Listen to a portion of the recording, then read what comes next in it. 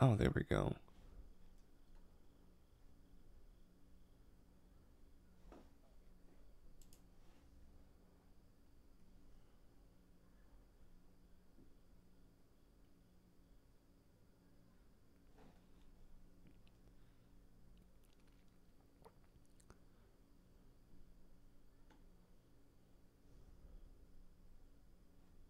Okay, so this is sort of a new thing for me, I guess you could say.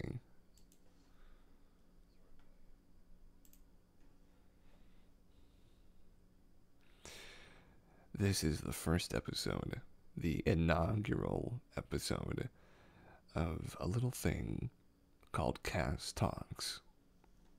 It's not really about anything, this particular little venture we're on right now. We're not really doing anything specific. We're not really having any kind of plan besides a couple of things to touch on here and there. For the most part, we're just having a nice little conversation, me and you.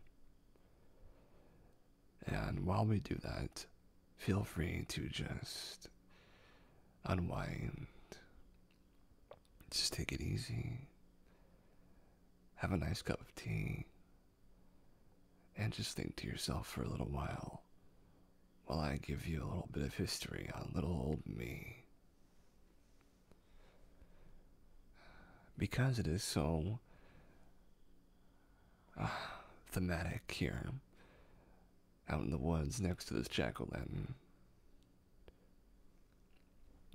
what we can do is we can just make sure that we have a nice little, almost a bonfire of thoughts happening for us. You and me and you.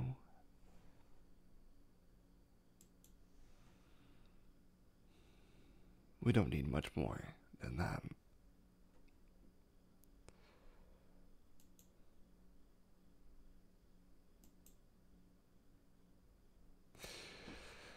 But just for right now, let's think about some spooks.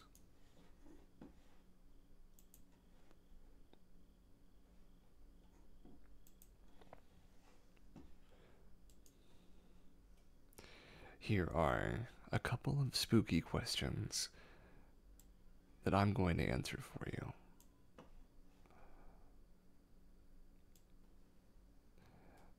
Now, these are not in any particular order, mind you. Just spooky stuff here and there, every now and again.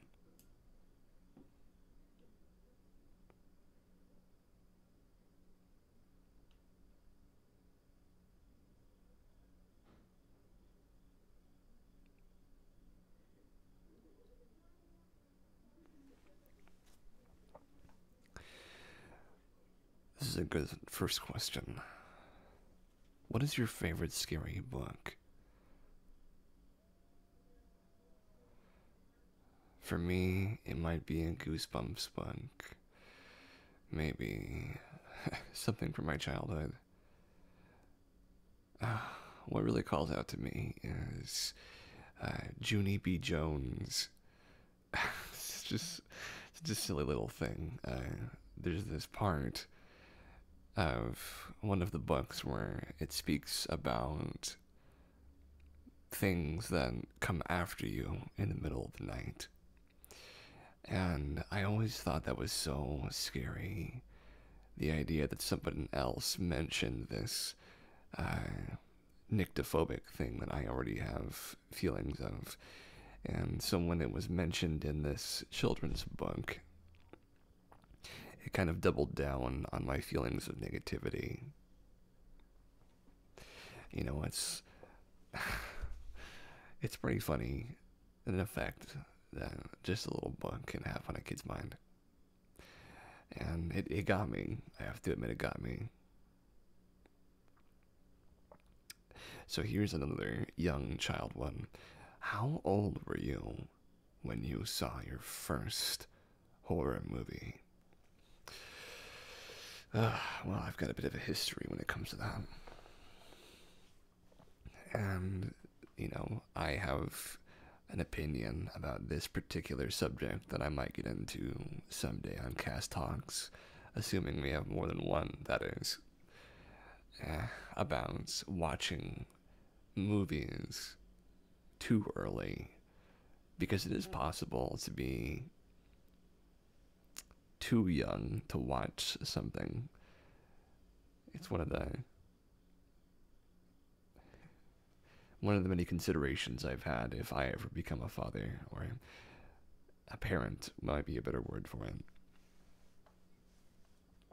But to answer the question, I think I might have been 5, maybe 4, when I saw my first horror movie.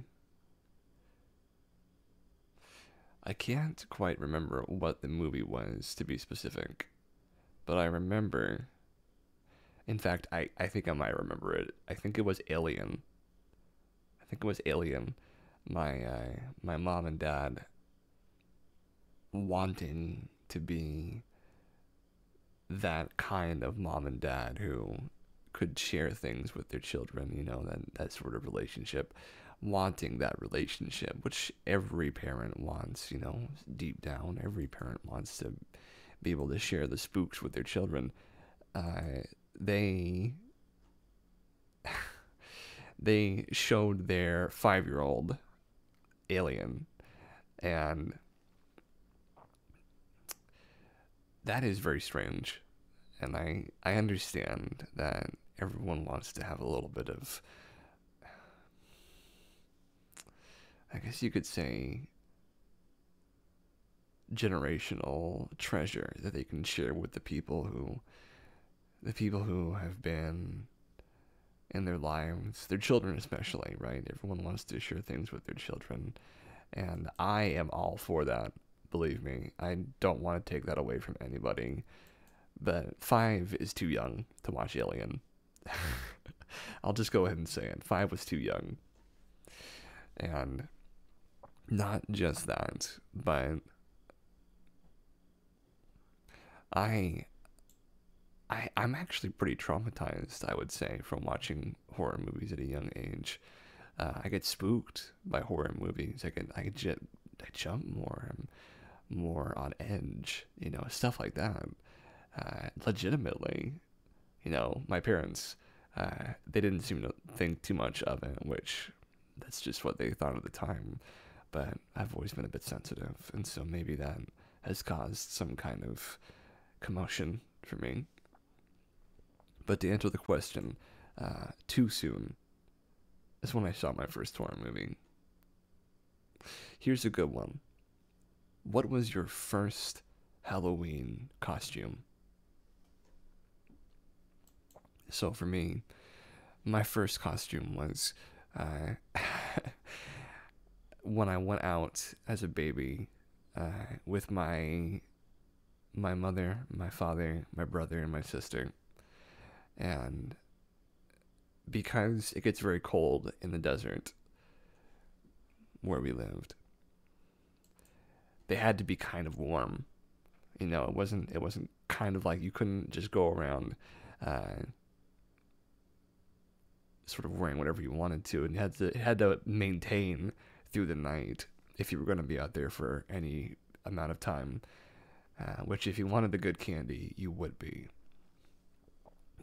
I was swaddled by my mother, but underneath it, and every now and again, and I actually went as this twice, she would reveal that I was wearing a full body sweater that had pieces of microchip and technology of assorted types stapled to it, glued to it,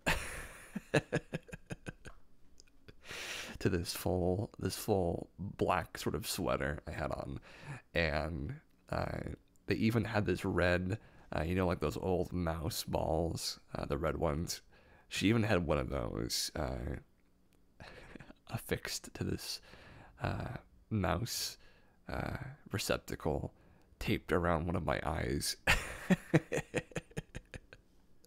So when I was 5 years old, probably maybe 5 or 6, maybe a little older, uh, I can't remember exactly how old. I went as a Borg drone. It's my first Halloween. I went as a Borg drone, and uh, I remember that. I remember that. It was it was not something that stuck with me because of the costume specifically. I remember my brother's costume. I remember that, and I remember my sister being dressed as a princess, and my father was some kind of Borg leader of some kind, some kind of Borg dude. And I always wanted one of those hook extensions, uh, little clamps that the Borg have on one of their arms, one of those. I wanted to have this lovely little multi-tool on one arm, and if I decided to ever go back out there and actually trick or treat with like a young person of some kind, person who would be appropriate for them to be getting candy, that sort of person, I would go as either a middle management demon, wearing my normal outfit but with horns and some red henna tattoos would be nice, or as a Borg, or like a half Borg person, who's been Borgified, that sort of thing. Yeah, that'd be nice. Plus, I do love that Halloween vibes going on, the ambiance, that whole once a year thing. It's great. It's really great. Okay. Are you the one that gets scared, or the one who does the scaring? In my family, there is no japes or practical jokes or pranks that are being pulled on anybody. We don't have the environment where people are trying to cause reactions among people. So we don't really do this whole scaring each other thing. But if I had to put a percentage on it, I'm 80% of the time the one getting scared. I'm very jittery, and the neurotic tendencies I have on top of that basically mean that I am prime real estate constantly for getting jump scared. Though my resistance, my tolerance has increased. It's because of all the spooky horror games that I've played and watched through my life. Mostly watched, mind you, because I am a bit too shy to play horror games just like that here and there.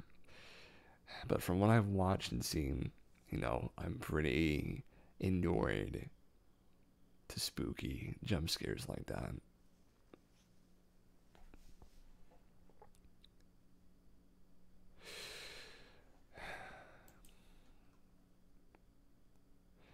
Would you rather go to a Halloween party or go trick or treating? So here's a good one. If it was up to me, if I was with somebody that I had feelings for, of any type really, someone that was beloved to me in some regard, and it was a warm night, and it was a safe neighborhood, I would trick or treat the hell out of that neighborhood. Because I love going door to door. I love seeing all the kids in their outfits. I love seeing the exhausted parents carrying around their children's pillowcases of candy. Uh, I love seeing the people opening their doors and giving gifts out to children. Uh, it's just really amazing, and it might be my favorite holiday of all time, because I've never really been a Christmas guy myself, and that's partially due to other familial things. But when it comes down to it, I've always been really into the whole dressing up and wearing masks scene. And I would go to a party. Don't think I wouldn't do that. I would go to a party if it was at someone's house that I was familiar with to some degree, if they weren't suspect at all, if I knew them well, if I had a friend with me at the least. And if all of those things lined up, then I would be more than happy to go to a party with somebody. There'd probably be drinking though, and I'm not a drinker, so I might miss out on quite a lot of the actual merrymaking. But as far as, let's say, which one I'd go for, definitely go for the trick or treating, because at the end of the night, you can always go home with your candy, sit on it till tomorrow, and then go around and knock on your neighbors' doors and see if any of their kids want extra candy. That's what I would do, because I'm not gonna eat it. I mean, my candy eating days are long behind me, and as much as I might want to, these teeth have gotten a little too thin to be having candy shoved all over them.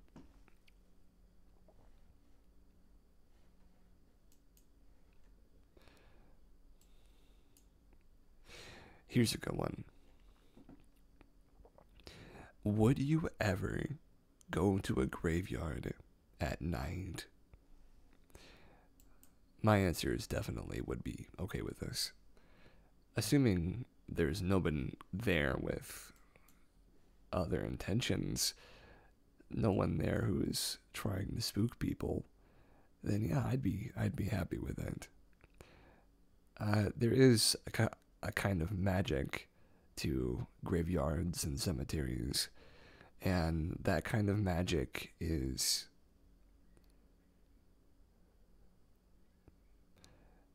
it almost feels permanent. Even for Halloween, it feels permanent, because those people who were there, their bodies more than anything else, but their tombstones, the memories that they carry, and the things that those people did in their lives, that's all there right under the ground too.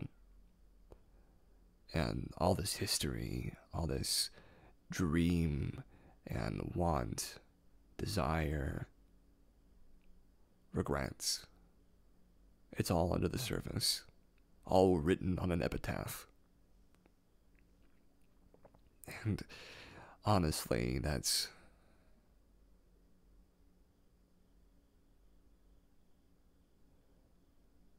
special. That's very, very special.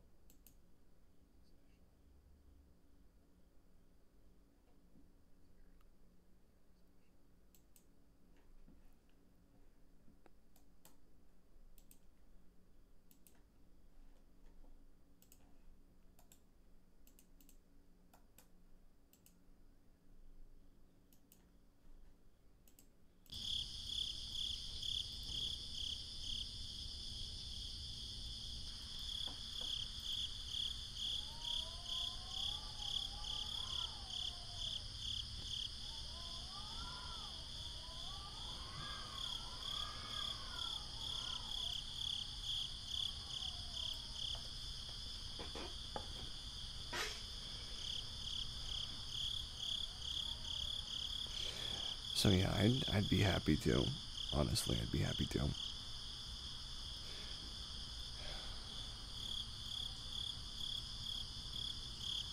Do you get scared easily? Yes, I do. I'm very easily frightened. I am so easily frightened, in fact, that I have nearly broken down into tears from being jump scared by people who were not intending to do so in the slightest.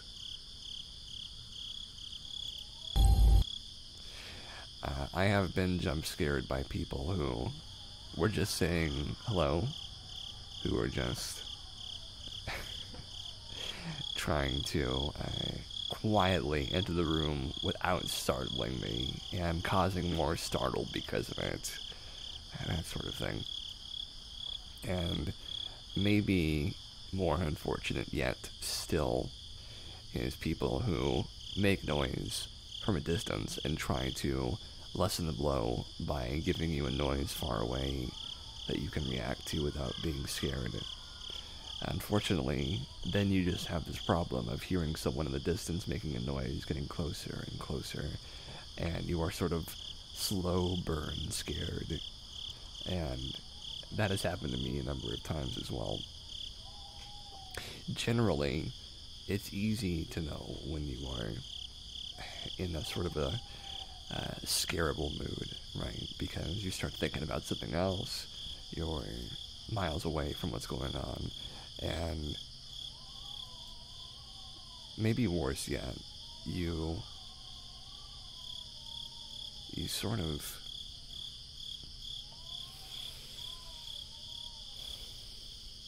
you get lost. Like I said, you get lost.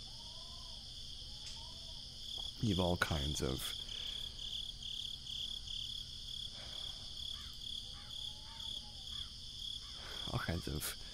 thoughts going on in your head at once.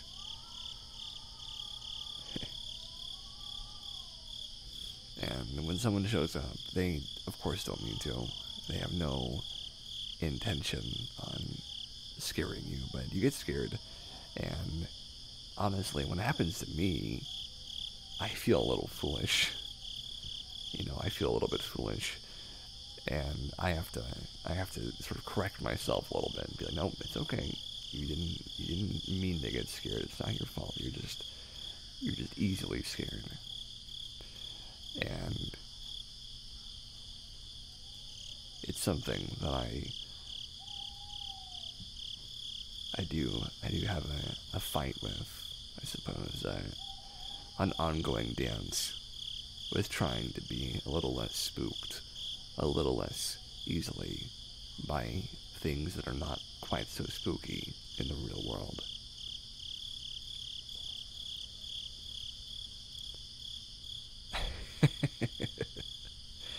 Here's one. Have you ever made a potion of any sort? A potion.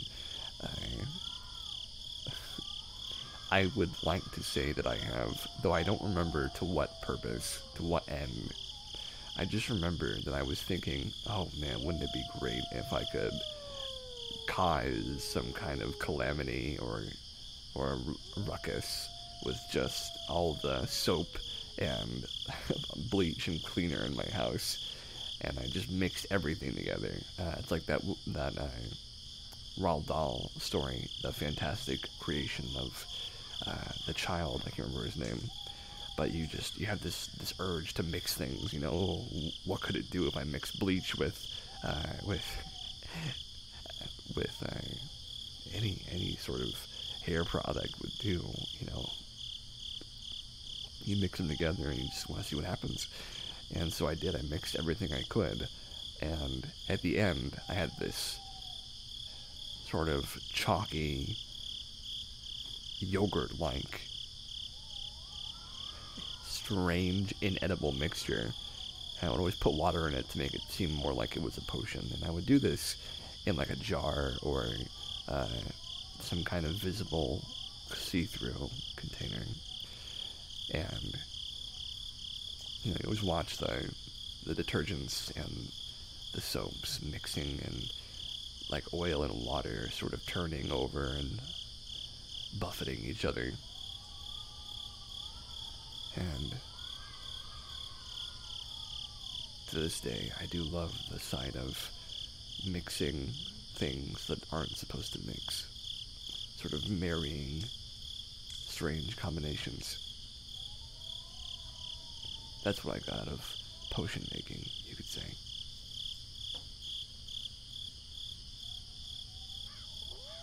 Have you ever played with a Ouija board? It's a simple one for me, no. I've never played with a Ouija board. I've never really had any interest to. I've always thought, just... It's not that it's, like, too spooky for me, which it's spooky. I have to admit it's spooky. But it's also that it's really... It's like, I don't believe in it. I just don't believe in it. And so if someone was like, hey, here's a Ouija board, come play with us, I'd be like, okay, sure. And they'd be like, Roald Dahl, can you hear us? And, it would go to yes. And everyone would go, oh, he can hear us, he's here. And you'd get that amazing sort of spiritual connection with nothing. And maybe that would do something, but I don't really go for those kinds of thrills, to be honest with you. I'm not really into the spiritual, sort of ritualistic magic that people are into. And I think Ouija boards, they count as like a ritual. You have to get together to do that. But for the most part, like, I've never done it, and I'm not terribly interested in doing it now, to be really honest.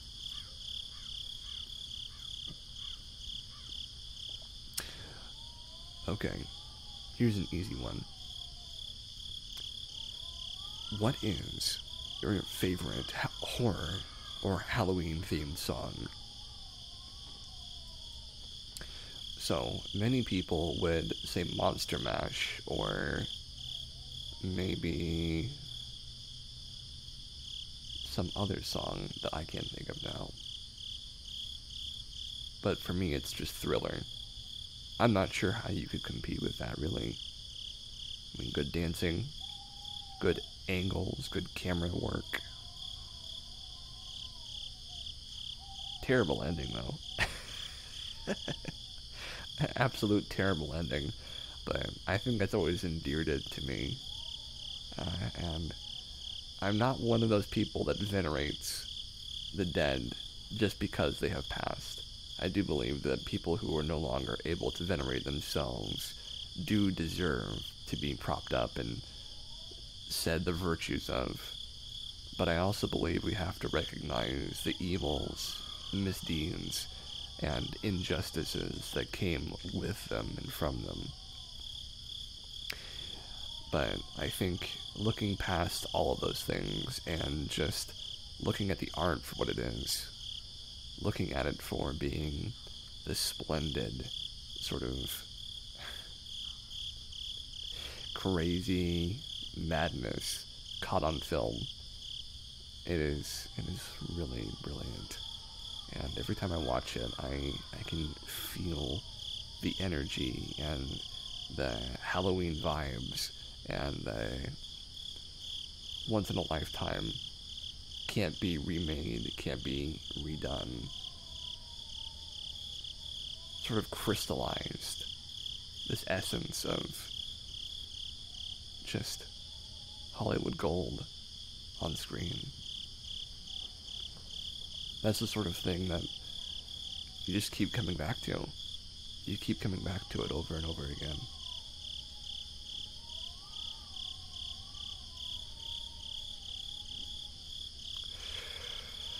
And that's something that I want.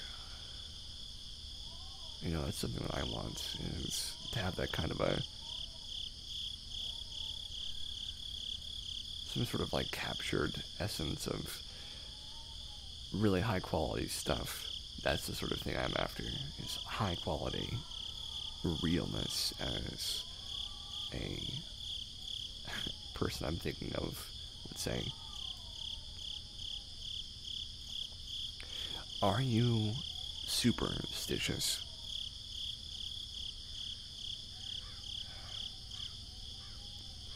So, I think I'm of two minds about this.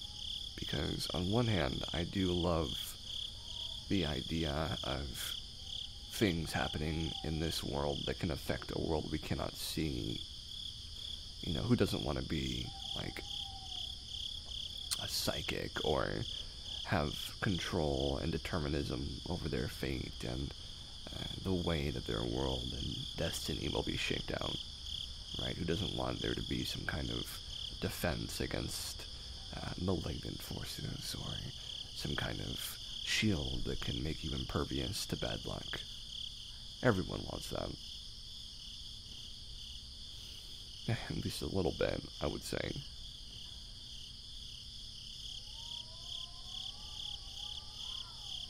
But you know, I've never thrown salt over my shoulder or knocked on wood for the sake of protection or for the sake of aligning myself with better odds or better chances or forces.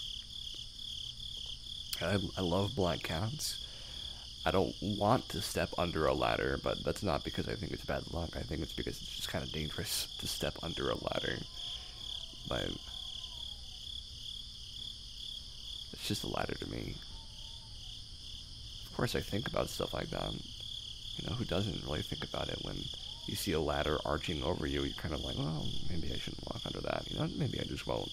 But my reasoning is just I'm worried it's going to fall over on me, and I don't have time to recover from an injury like that. As far as like other things, I can't think of too many negative, like broken mirrors. Broken mirrors, I think, are kind of freaky because you can sort of see all these distorted and cracked images, and I don't like them. You know, I think like a lot of people, broken mirrors are just sort of unpleasant to look at. They're just sort of not gross, but not disgusting either. Ugly. That's the right word for it. They're just ugly. And I don't really want to see something that ugly going on in my life. So, does that make me superstitious? I don't think so. No, I don't think so.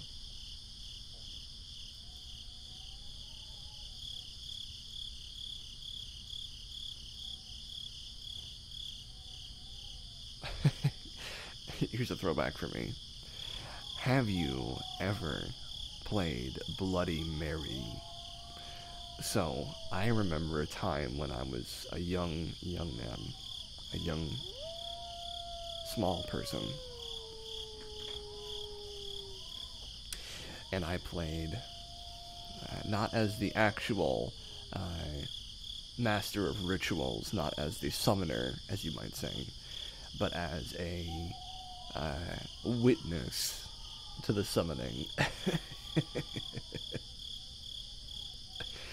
And it was in my elementary school bathroom, the boys' bathroom to be specific, on that would have been the south side of the building, I think.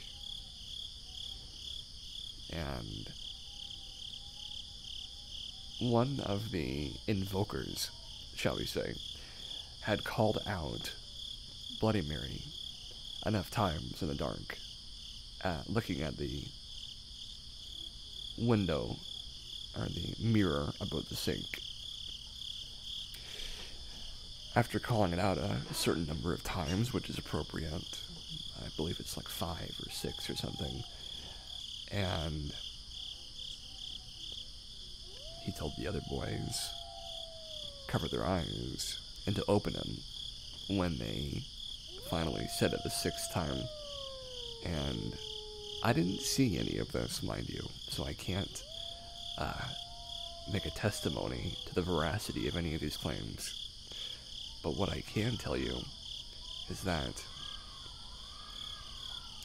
when they opened their eyes, they all screamed at once. Those, you know, boys looking at something that they imagined and are being spooked by those kinds of screams, where it's 75% actual terror and 25% I want attention, I want it to be real. And it was just enough real terror that I barged into the bathroom with my wits about me. You know, well, what's going on? What's going on? And they all say, I saw Bloody Mary. And, you know, she put her hand up my leg, you know, stuff like that. And I was like, okay, this is a crime scene.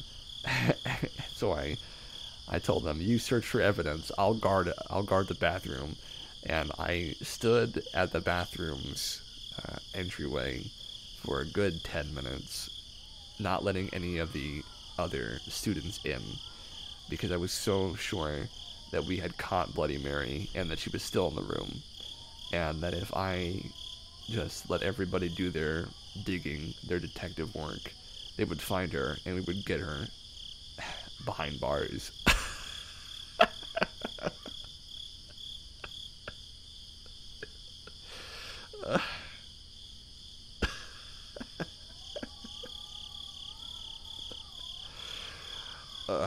Oh my gosh.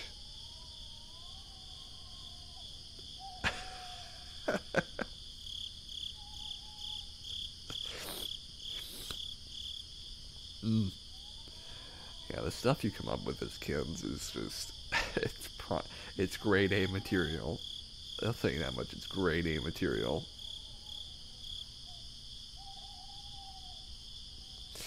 But yeah, I never played it myself, but I was there when it was being played. I can say that much.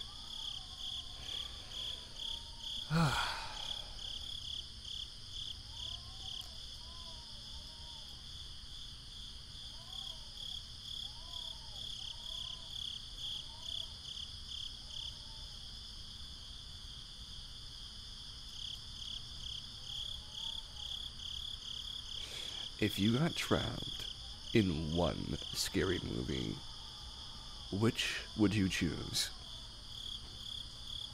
Okay, if I had to be trapped in a scary movie. So this is a cheating answer. I'll admit this right now, because you're cheating if you do this.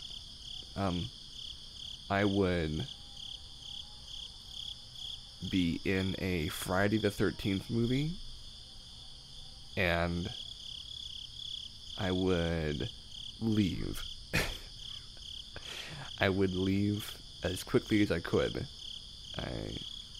Like, let's say, before the movie really gets going and the first kill happens, I would just leave and just be done with it. If you can leave early, that is. If not, then I'm probably screwed, because Jason's pretty merciless, but let's choose a better one than that. If I had to be in any horror movie, let's see, what would I choose? I would choose...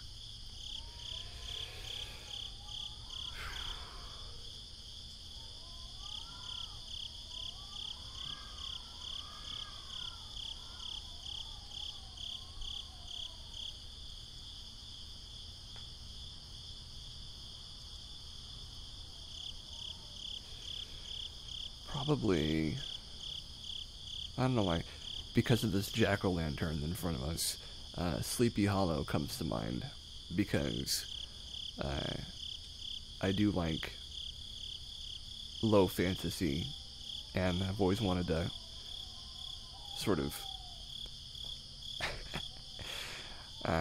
wanted to take a little adventure. I guess I'd be trapped in the what, the 1820s, 1830s. I'd be trapped there, but it'd be a hell of a story. Maybe it'd be like the 1790s, 1780s, something like that.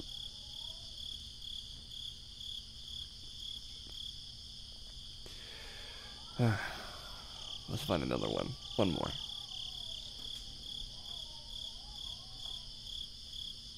if I had to pick one more,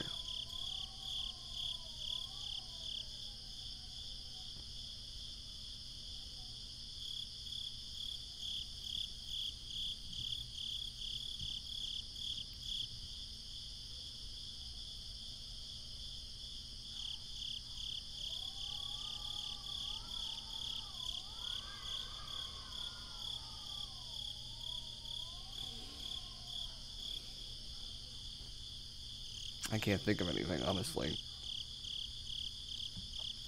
That might be a bit of a lame answer, but I don't watch horror movies very much. If I had to be trapped in one, I mean... Oh, I know. Uh, I'd choose Bram Stoker's Dracula. Because I could totally, like, be a part of that swashbuckling group of people that helps kill Dracula at the end. You know, the adventurers that show up alongside them. Not Mr. Darcy, because he gets shot, but... Or was it Mr. Darcy, or was it the Westerner? The Westerner gets shot. Not him, but one of the other adventurers that helps save Teppish's target near the end of the movie. I get to meet Keanu Reeves, too. Young, very, very young, and poor actor Keanu Reeves, but... Or poorly directed, at least.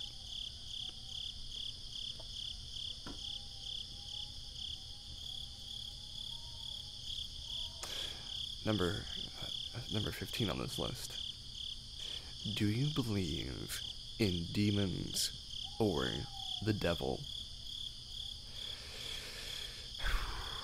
Let's see. Do I believe in that sort of thing?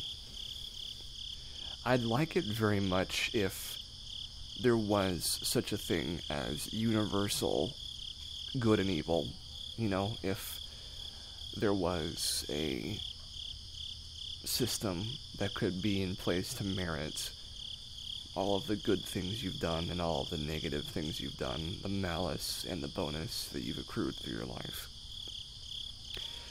I'd like it if there was something beyond this world that we could have some sort of obvious, permanent, and deep connection to that was more tangible than just a feeling.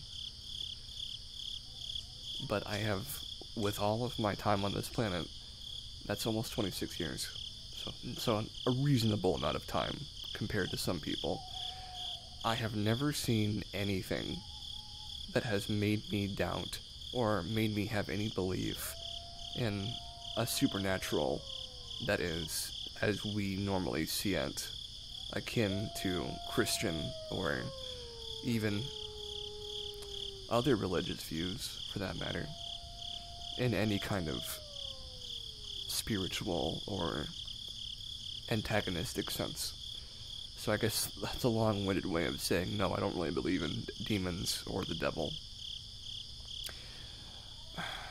I think that maybe I'm being a bit too philosophical. I think we make our own demons. I don't think we need them to come from hell.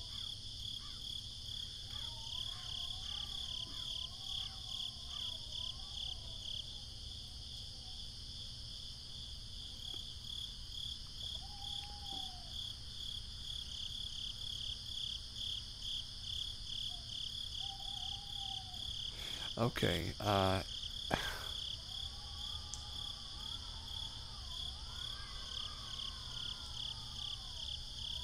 if you could have a spooky Halloween pet, a black cat, an owl, a bat, a rat, a wolf, what would you pick?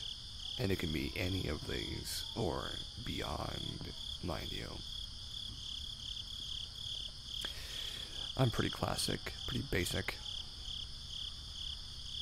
I'd be okay with a black cat. I'd be okay with a bat. I don't think I'd be okay with a wolf, though. Like a big, like, dire wolf. Like, that might be too much for me. I guess they'd be soft to lie down on, though. Like, use them as a pillow. I'd honestly be okay with just about any animal. I just like animals, so just give me one. Make a familiar, and no matter what it is, I'll try to love it. Even a Komodo dragon, I could hug that thing. I mean, as long as it doesn't want to bite me, like familiars, they don't bite their owners usually, right? So, if you can set me up with just this cute Komodo dragon that I can hug and cuddle up with, and I can maybe get like a some kind of way to stop him from drooling on everything, then sure, I could make any animal work. Oh, a Halloween pig. That would be pretty cute. Halloween pig.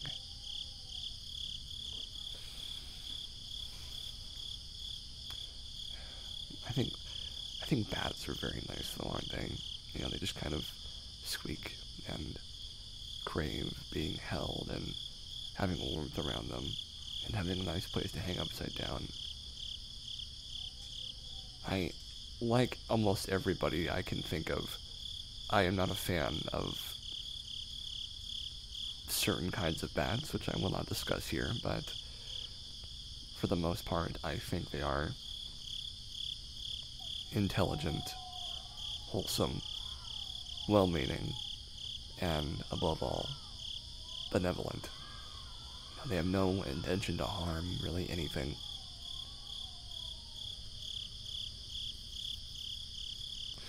And that makes a good animal right there, if you ask me.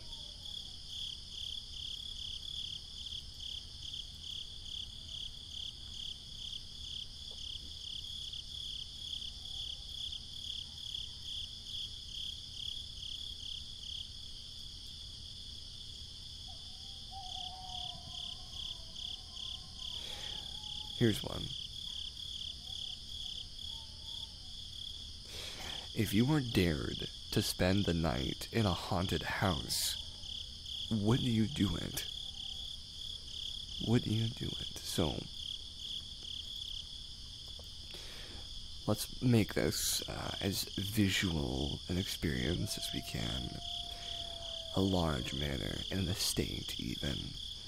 Many murders have taken place here, and as you walk to the summons, the front gate, you press it open with your hand, pushing it.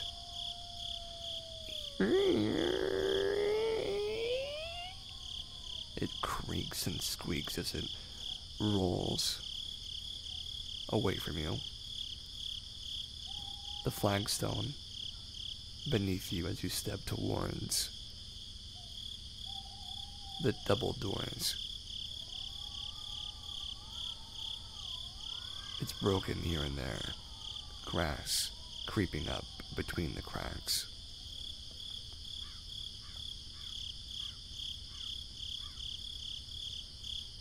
But with every step you take, there's a lingering dread. It seems to push you further and further away from reality, into this new sort of pseudo world, like a layer of film covering everything, distorting what's real. And as you get closer and closer to the door, it looms, the building, towering over you. Its tyrannic presence is terrifying. You put your hand forward, grab one of the knockers, gently, mind you, pull it back, and push forward. Claw. Now, if that door opened, and on the inside was a series of jumbled, confused, messed, and decrepit, defiled, and maybe even ghoulishly torn up sights awaited me. If it looked like someone had been living there, then no, I would not spend the night there.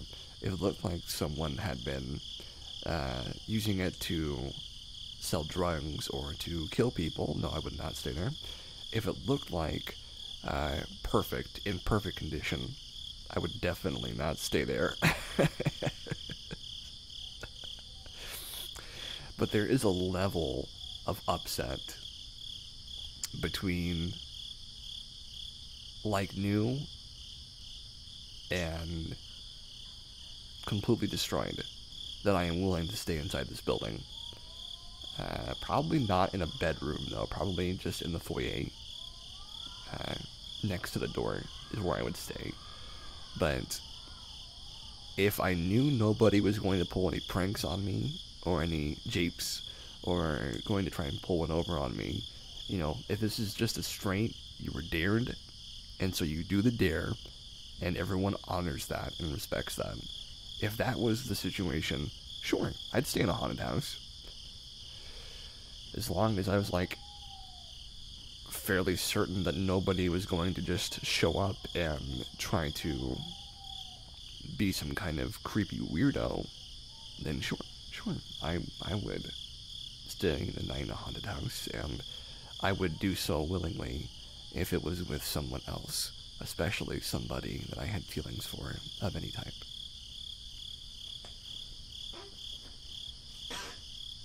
Oh, it's a squeaky pumpkin we're sitting on.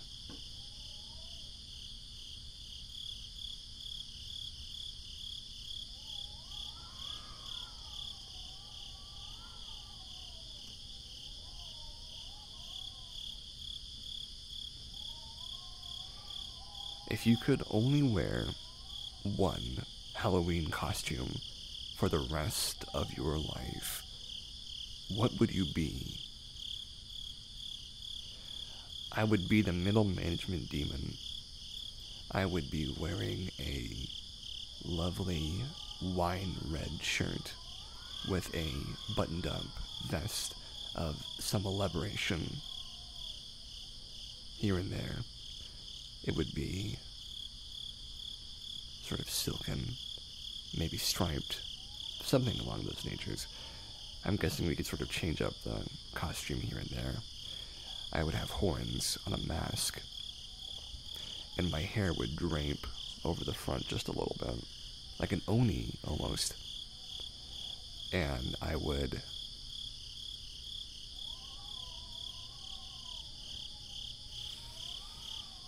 wander around in my fantastic clothes and feel the autumn, the fall, the breeze running through me, the smell of jack-o'-lanterns and burning pumpkin.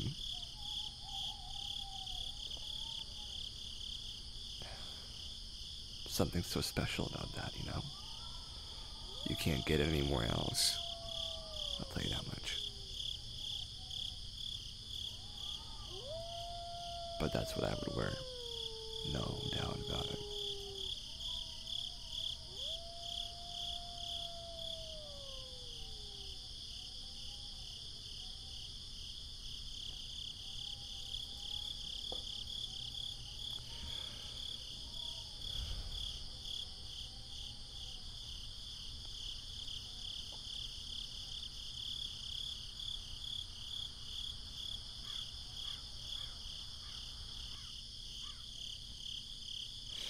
Here is something that might be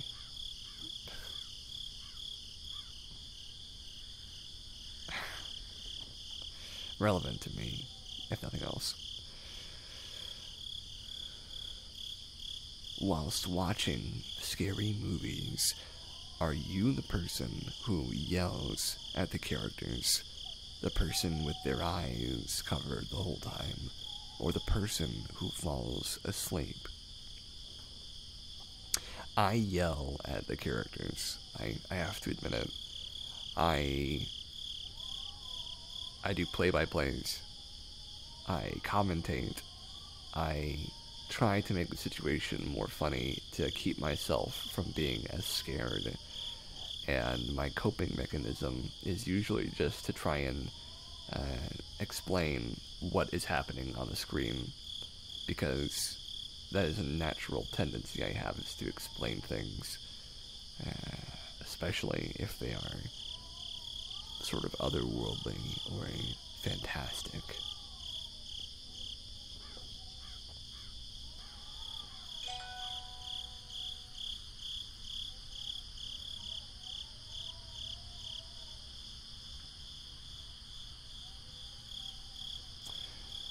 pumpkin sounded like a phone just then, but don't you worry about that. Do you have to watch something happy after watching a horror movie so you can go to sleep? Uh, it's not. It's a toss up, right? There are two things that can happen for me. One, I do find something happy or relaxing or generally good spirited and wholesome. And because of that, I am able to get to sleep better.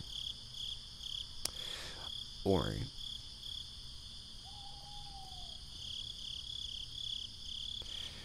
I spend about a half hour laying in my bed in a semi-sleep paralysis state where I can't quite move to get up and turn the lights on, and I can't quite fall asleep. And I think I hear things in the background, things moving around, lurching and making noises, auditory hallucinations of some degree. I get so sweaty and wound up, so filled with this cocktail of nervousness and madness that eventually I throw off my blankets and plunge toward the on switch, the light switch, and turn the lights on to finally go to my computer and try to find something wholesome to watch. So either way, I end up back at option number one, because I cannot remember a time where I've been able to push through that awful sensation.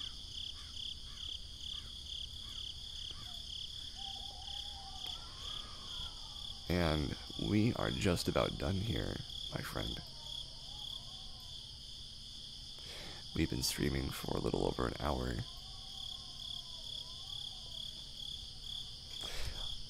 A little over an hour is pretty good. I'm gonna go make some business behind that tree over there. So mind the pumpkin for me while I'm gone.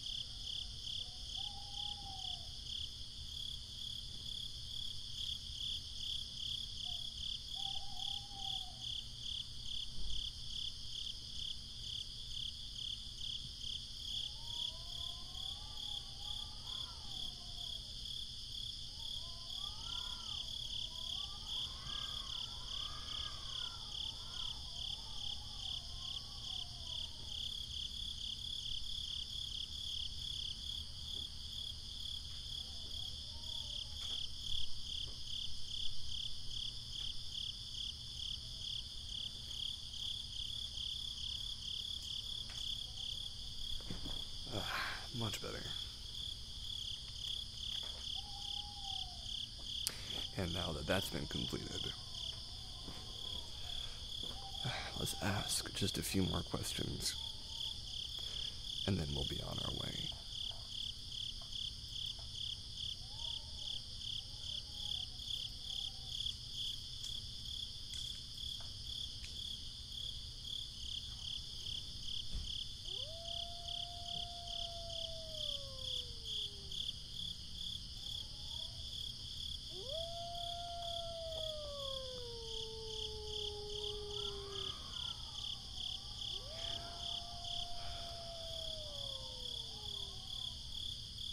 Do you believe in multiple dimensions or worlds?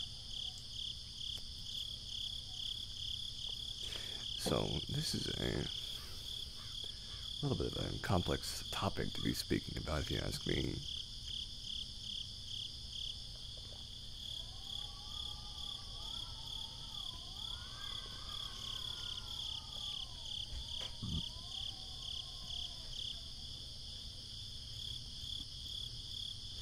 Personally, I have no idea if any of that exists. What I can say is that in my time alive, the dreams I've had, the thoughts I've had, they lead me to believe that there is something out there beyond what we can see and touch. I think that we capture it in our humanity. You know, I think that it is brought together when we form communities and when we love each other. I think that is the closest we can really come to seeing the world for what it truly is. But on the subject of multiple worlds and dimensions, I mean, why not? You know, I've got no answer for you besides, sure, why not?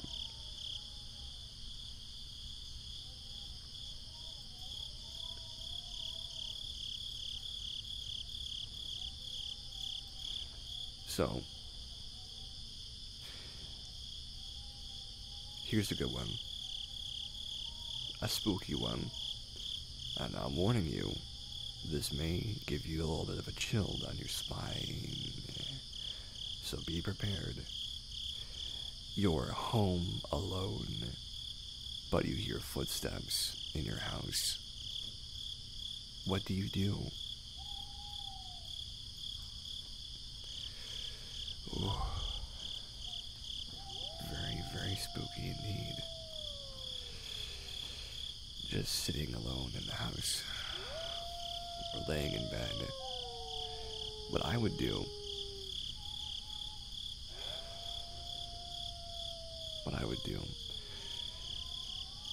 I would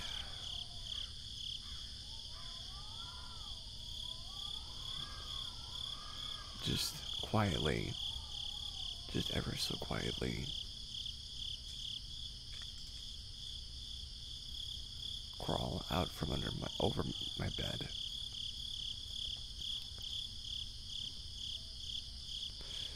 I would turn on the night vision app on my phone. And I would go people stalking to see who it is. Because I gotta see, I can't just not see who it is. And if they have a flashlight, well, I'm calling the police to begin with. If they don't, and they're just stalking around my house, stealing away, doing whatever it is they're trying to do,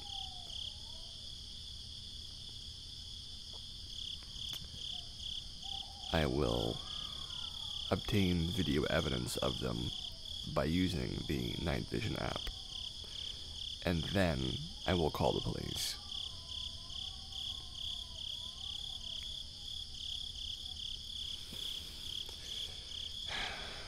Pretty lawful good answers, honestly.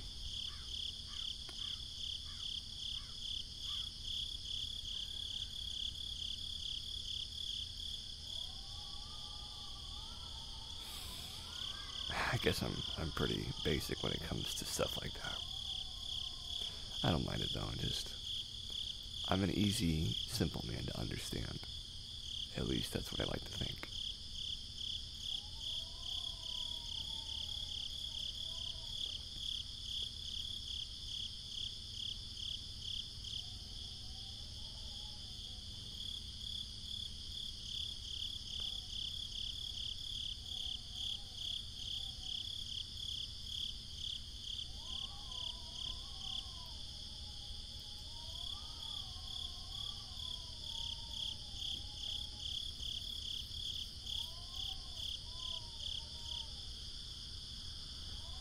Okay, let's do a couple more.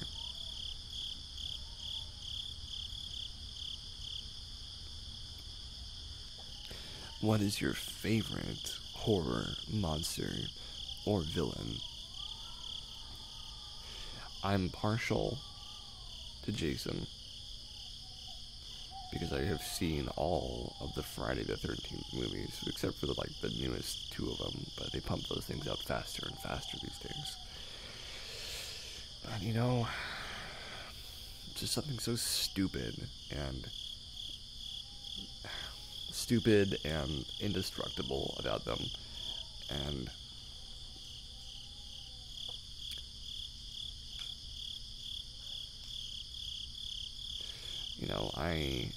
I just like them. When it comes to just cheap horror movies, Jason Voorhees is my go-to. If I had to pick somebody to guard my house, and they couldn't use a gun, that's who I would choose. Because they do it. Jason does a pretty good job. I mean, he gets the job done, and he's hard to kill. I would choose Mecha Jason though, because of course you would choose the one made out of future titanium nanomachines. That's the one I would choose.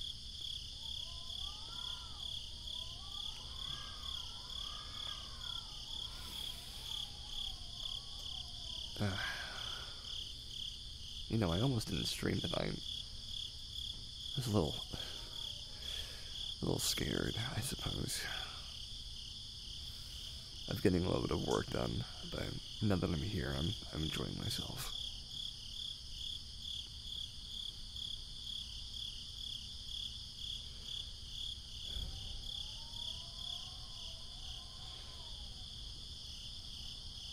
Do you prefer gory movies or thrillers? Well, a good thriller is hard to beat, but an overwhelming amount of fantastic gore could be very fun too.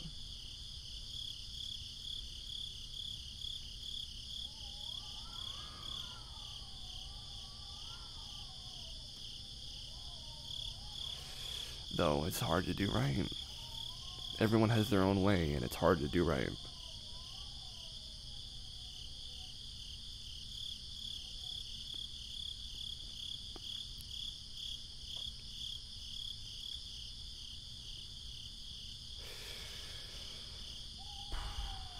So I guess I could go for either one, really. I could go for either one.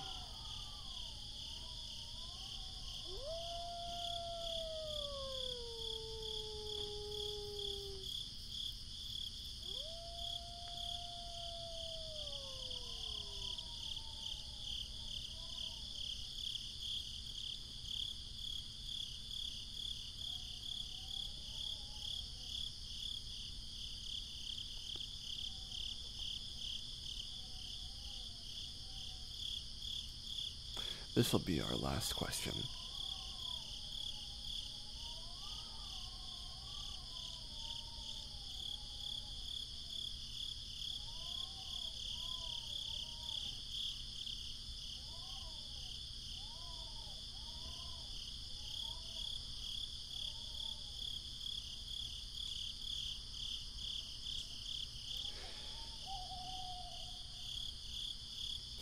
Name something you wouldn't want to run into a dark, run into in a dark forest or in an abandoned building. We'll leave on a spooky one. No, we'll leave on a better one than that, but we'll do this one first. I wouldn't want to run into some kind of serial killer weirdo who's just out doing their business and I happen to catch them in the middle of it. That would be very awkward, and attempting to de-escalate that situation would be very difficult, and I would worry that they would try to dispose of me simply for being in the wrong place at the wrong time. And so, in doing that disposal, I would surely have my life put at risk. So that is something I would not like to run into. Someone carrying a body bag, or chopping up a body, or burying someone. I would just lay low and just hide behind a tree or hide somewhere and wait for them to finish, and then, let that be it.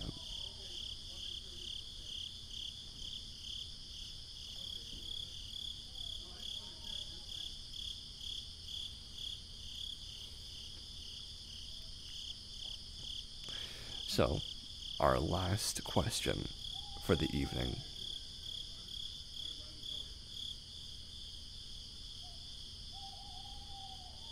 What is your favorite thing about Halloween?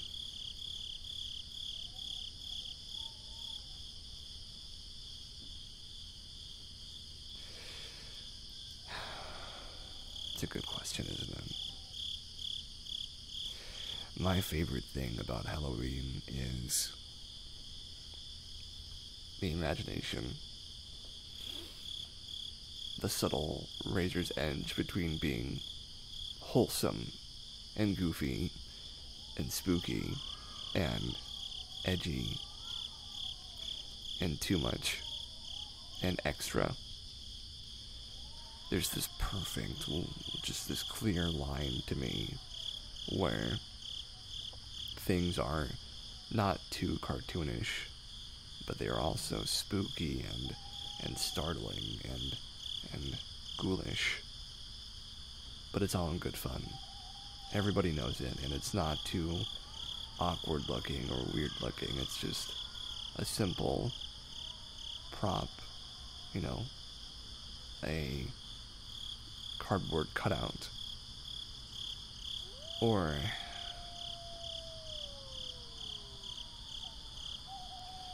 something so innocent that you would never look at it twice.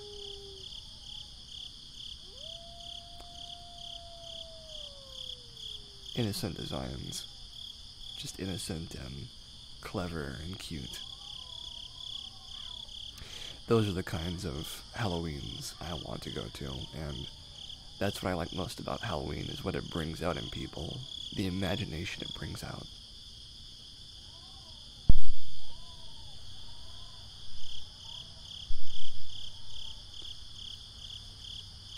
And so if I could choose to have sort of one thing to capitalize on, it would be that. Is to have the imagination of those around me brought out and realized. We've been streaming for a little over an hour and 15 minutes. If you're out there listening, which I hope you are, this has been the inaugural, the beginning of Cast Talks, our Halloween episode and spectacular.